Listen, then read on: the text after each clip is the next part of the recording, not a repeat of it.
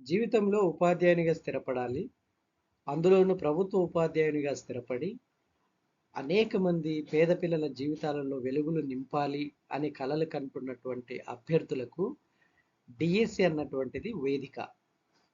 ఈ డిఎస్సి అన్నది వేదిక ఎంత నిజమో, దానికి ఉన్నటువంటి కాంపిటీషన్ కూడా అంతే నిజం.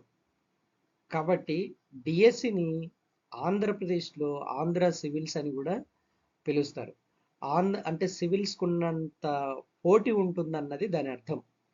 సో, ఇంత పోటీ ఉన్నటువంటి ఈ ఆంధ్ర సివిల్స్ అయినటువంటి డిఎస్సి ఎగ్జామ్‌కి ఏ విధంగా ప్రిపేర్ కావాలి? ప్రిపరేషన్ ప్లాన్ ఎలా ఉండాలి? సబ్జెక్ట్స్‌ని ఏ విధంగా ఆహ్, విడగొట్టుకోవాలి? విడగొట్టుకున్నటువంటి సబ్జెక్ట్స్‌ని టైం ఎలా అలాట్ చేసుకోవాలి? సో, ఎంత టైంలో ఏ సబ్జెక్ట్ అయిపోగొట్టుకోవాలి? ఇలాంటి తదితర అంశాల మీద ఒక విశ్లేషణ ఈ వీడియోలో చేయడం జరిగింది.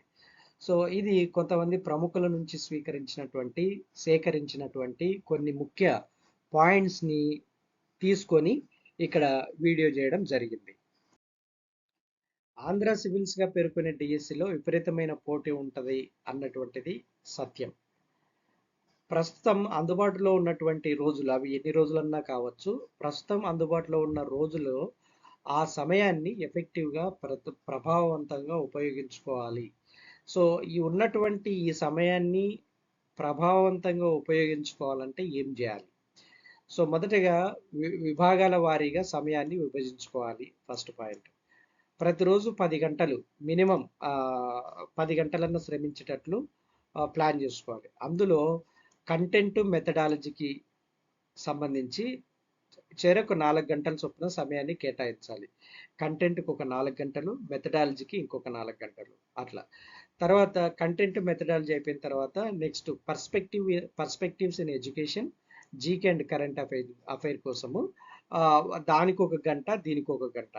సో, ఈ విధంగా సమయాన్ని కేటాయించుకోవాలి. అయితే ఇంత సమయం దాదాపు 10-11 గంటల సమయం నువ్వు ప్రిపరేషన్‌లో కూర్చున్నప్పుడు సో, కంటిన్యూయస్‌గా ఉంటే కూడా ప్రయోజనం ఉండదు. ఎందుకంటే చదువుకున్నదంతా ఇంట్రెస్టింగ్‌గా ఉండదు. తర్వాత మెదడుకెక్కదు. సో, మధ్య మధ్యలో గ్యాప్ తీసుకుంటా ఉండాలి. మధ్య మధ్యలో గ్యాప్ తీసుకొని రిలాక్స్ అయితే చదువుకున్న వాటి టాపిక్స్ మీద ఇంట్రెస్ట్ వస్తది. తర్వాత చదువుకున్నటివి గుర్తుంటాయి. సో, మొదటి చేయాల్సిన పని. సమయాన్ని విభజించుకోవాలి. రెండవది ఫస్ట్‌గానే ఇది మనం ముందే చేస్తాం. గవర్నమెంట్ ఇచ్చేటువంటి పరీక్ష యొక్క నమూనా, సిలబస్ గురించి తెలుసుకుంటాం. దాని తర్వాత మనం సమయాన్ని విభజించుకుంటాం. సమయాన్ని విభజించుకున్న తర్వాత ఏ టాపిక్స్‌లో మనము బలహీనంగా ఉన్నాం, ఏ సబ్జెక్ట్స్‌లో మనం వీక్‌గా ఉన్నాం, ఆ సబ్జెక్ట్స్‌ను ఫస్ట్ ఐడెంటిఫై చేయాలి. సో, ఐడెంటిఫై చేసి ఆ సబ్జెక్ట్స్‌కి కొంత ఎక్కువ సమయాన్ని అలాట్ చేసుకోవాలి. సో, ఏ సబ్జెక్ట్స్ అయితే వీక్‌గా లేదా బలహీనంగా ఉంటామని అనిపిస్తామో, ఆ సబ్జెక్ట్‌కి కొంత ఎక్కువ సమయాన్ని కేటాయించుకోవాలి. కొంత ఎక్కువ సమయాన్ని కేటాయించడం వల్ల ఆ సబ్జెక్ట్‌లో కూడా పట్టు సాధించడానికి అవకాశం ఏర్పడుతుంది. తర్వాత మూడో పాయింట్ ఏందంటే, వీలైనన్ని ఎక్కువ మార్క్ టెస్ట్‌లను ప్రయత్నం చేయాలి. ఎక్కువ మార్క్ టెస్ట్‌లను రాయాలి. మార్క్ టెస్ట్‌లు రాసి వదిలిపెట్టడం కాదు. మార్క్ టెస్ట్‌లు రాసిన తర్వాత వాటి రిజల్ట్స్ చెక్ చేసుకోవాలి. ఓహో! ఎన్ని మార్క్స్ వచ్చాయి? నేను ఎంతవరకు ఉన్నా? ఏ స్థాయిలో ఉన్నా? నా ప్రిపరేషన్ ఏ స్థాయిలో ఉందని మనం బేరీజు వేసుకోవాలి. సో, తర్వాత సబ్జెక్ట్ వారీగా ప్రాక్టీస్ టెస్ట్‌లను కూడా రాయాలి. సబ్జెక్ట్ వారి మార్క్ టెస్ట్‌లు రాస్తూ తర్వాత ఒక్కొక్క సబ్జెక్ట్ వైస్‌గా కూడా ప్రాక్టీస్ టెస్ట్‌లు రాయాలి. అప్పుడు ఏమైపోతుందంటే సబ్జెక్ట్‌లో ఉన్న కాన్సెప్ట్స్‌ను ఈజీగా గుర్తుపెట్టుకోవడానికి అవకాశం ఉంటది. అంతేకాకుండా మన యొక్క పర్ఫార్మెన్స్ మెరుగుపడడానికి అవకాశం ఉంటుంది. సపోజు సబ్జెక్ట్ వారీగా ప్రాక్టీస్ టెస్ట్‌లు రాసామనుకోండి.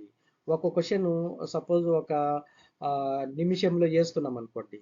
అట్లా సబ్జెక్ట్ ప్రాక్టీస్ టెస్ట్‌లు రాస్తా ఉంటే అదే క్వెషన్‌ని తర్వాత మనము ఒక 30 సెకండ్లకో లేదా 25 సెకండ్లకో తక్కువ సమయానికి చేయడానికి ఆస్కారం ఉంటది. ఎందుకంటే మనం ప్రాక్టీస్ టెస్ట్‌లు చేస్తున్నాం కాబట్టి టైం తక్కువ టైంలోనే ఆన్సర్ చేయగలం అన్నమాట. తర్వాత టెట్ మరియు డిఎస్సి పరీక్షల యొక్క ప్రీవియస్ క్వశ్చన్ పేపర్స్ని సాల్వ్ చేయాలి. ఎప్పటికైనా ముందు సంవత్సరాలలో జరిగినటువంటి టెట్ డిఎస్సి పరీక్షల ప్రశ్నలు క్వశ్చన్ పేపర్లను సాల్వ్ చేయడానికి ప్రయత్నం చేయాలి. అట్లా సాల్వ్ చేయడం వల్ల రెండు అడ్వాంటేజ్ ఉన్నాయి. ఒకటిది వచ్చేసి క్వశ్చన్స్ ఏ విధంగా అడుగుతున్నారు అంటే ప్రశ్నల యొక్క సరళ అర్థమవుతుంది. రెండవది ప్రశ్నను మనము ఎంత తక్కువ సమయంలో సాల్వ్ చేయగలుగుతున్నాం అన్నది నీకు నువ్వు సెల్ఫ్ ఎగ్జామిన్ చేసుకోవడానికి అవకాశం ఉంటుంది. తర్వాత ఎప్పుడైతే ఈ డిఎస్సికి ప్రిపేర్ అవుతున్నప్పుడు మెయిన్గా ఎన్సీఈఆర్టీ బుక్లను ప్రిఫర్ చేయాలి. ఎందుకంటే చాలా ఎక్కువ ప్రశ్నలు 9వ తరగతి 10వ తరగతి పుస్తకాల నుండి మాత్రమే ఉంటాయి మ్యాక్సిమం మెజారిటీ పోర్షన్. సో కాబట్టి మీరు ఎన్సీఆర్టీ బుక్కులు ప్రిపరేషన్ అన్నది ఎన్సీఆర్టీ బుక్కుల నుంచి ప్రిపరేషన్ కొనసాగించడం అన్నది ఇంపార్టెంట్. తర్వాత revision for the examination in the form of group discussion can be really effect your performance in the examination. So ఇది యాక్చువల్గా మీరు ప్రిపేర్ అవుతున్నప్పుడు ఒక రూమ్లో 2-3 ఉంటే గ్రూప్ డిస్కషన్ పెట్టుకోవాలి. గ్రూప్ డిస్కషన్లో పెట్టుకోవడం వల్ల అడ్వాంటేజ్ ఏంటంటే ఏదైనా ఒక కాన్సెప్ట్ నువ్వు చదువుకున్నది ఒక గ్రూప్గా 2-3 కలిసి డిస్కస్ చేస్తే అది ఎప్పటికీ గుర్తుండిపోతుంది అనమాట. గ్రూప్ డిస్కషన్లో వచ్చిన కాన్సెప్ట్ గుర్తుపెట్టుకునే విధానము నువ్వు ఒంటరిగా చదివి గుర్తుపెట్టుకునే విధానము ఖచ్చితంగా తేడా ఉంటుంది అనమాట. డిస్కషన్లో వచ్చిన కాన్సెప్ట్ నువ్వు చాలా ఎక్కువ రోజులు చాలా ఎక్కువ నీ జీవితంలో గుర్తుపెట్టుకుంటావు అనమాట. అంతేకాకుండా ఈ గ్రూప్ డిస్కషన్ అనేది ఎక్కువగా మెథడాలజీ సబ్జెక్ట్స్కి అయితే చాలా చాలా ఉపయోగకరంగా ఉంటుంది. ఎందుకంటే మెథడాలజీ సబ్జెక్ట్ నుంచి వచ్చే క్వశ్చన్స్ ఎట్లుంటాయంటే 4 ఆప్షన్స్ ఒకేలాగా ఉన్నట్టు అనిపిస్తాయి. సో ఒక ఆన్సర్ పెట్టకపోతే ఇంకా రెండోది కూడా కరెక్టేనేమో అన్న ఆ డౌట్ కన్ఫ్యూజన్ వస్తూ ఉంటుంది అనమాట. అదే డిస్కషన్ చేసామనుకోండి మెథడాలజీ సబ్జెక్టు చాలా ఎఫెక్టివ్గా ఎటువంటి కన్ఫ్యూజన్ లేకుండా కరెక్ట్ ఆప్షన్ అంటే 4 ఒకేలాగా కనిపించినప్పటికీ కరెక్ట్ ఆప్షన్ చూస్ చేసుకోవడానికి స్కోప్ ఉంటుంది. కాబట్టి గ్రూప్ డిస్కషన్ అన్నది it plays very important role. తర్వాత అంతా ఎగ్జామ్కి రేపు ఉంది లేదా 2-3 రోజులు ఉంది అన్నీ చదివేశారు అనుకుంటే ఇంకా స్టాప్ చేయండి. మళ్ళీ కొత్త టాపిక్ చదవడానికి ప్రయత్నం చేయొద్దు. కొత్త టాపిక్ చదవడానికి ఎగ్జామ్ ముందు రోజున కొత్త టాపిక్ చదవడానికి ప్రయత్నం చేస్తే ఉన్నమతి వాయి చంద్రమతి అని ముందు నేర్చుకున్నటువన్నీ మర్చిపోవడమో లేకుంటే కన్ఫ్యూజ్ కావడమో జరుగుతుంది. అది ఎప్పుడు చేయకూడదు. సో తర్వాత మార్కెట్లో don't try to read all the material available in the market but try to read all the bits given at the end of the each lesson. మార్కెట్లో దొరికే మెటీరియల్ అంతా చదవడానికి ప్రయత్నించద్దు. ఇప్పుడు నేను చెప్పినట్టు ఎన్సీఆర్టీ బుక్స్ ఆ బుక్స్లో ఉన్న చాప్టర్స్ వెనకాల ఉన్న బిట్స్ చదివితే చాలా ఉపయోగకరంగా ఉంటుంది. మీకు ఎంతో ఉపయోగకరంగా ఉంటుంది చాప్టర్స్ వెనకాల ఉన్నటువంటి బిట్స్. తర్వాత మీ ప్లానింగ్ మీరు వేసుకున్న టైం ప్లాను సబ్జెక్ట్స్ ప్లాను తర్వాత రివిజన్ ప్లాను అంత పక్కాగా నువ్వు వేసుకున్న ప్లాన్ టైం టేబుల్ ప్రకారం పక్కాగా వెళ్ళిపోవాలి.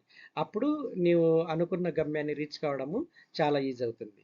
సో ఫైనల్గా నువ్వు సెల్ఫ్ కాన్ఫిడెన్స్ ఉండాలన్నమాట. నీ మీద నీకు సెల్ఫ్ కాన్ఫిడెన్స్ ఉండాలి. ఆ సెల్ఫ్ కాన్ఫిడెన్స్తో నువ్వు ఎగ్జామ్ హాల్లోకి ఎంటర్ కావాలా. సో భయపడుకుంటా లేకుంటే దిగులు పడతా నాకు రాదేమో క్వశ్చన్ పేపర్ టఫ్ వస్తుందేమో అన్నటువంటి క్వశ్చన్స్ అన్నిటికీ నువ్వు ఫుల్ స్టాప్ పెట్టాలి. నువ్వు ఎంతో ధైర్యంగా ఎగ్జామ్ హాల్కి వెళ్ళి సో నీ self confidence determines your job. కాబట్టి నువ్వు ధైర్యంగా ఎగ్జామ్ హాల్లోకి వెళ్ళి క్వశ్చన్స్ని అటెంప్ట్ చేయగలగాలి. భయంతో ఎగ్జామ్ హాల్కి వెళ్ళకూడదు. సో మీరు ఇప్పుడు చెప్పిన ఈ పాయింట్స్ అన్నిటిని మీరు ఫాలో అయితే ఖచ్చితంగా విజయం మీ సొంతం.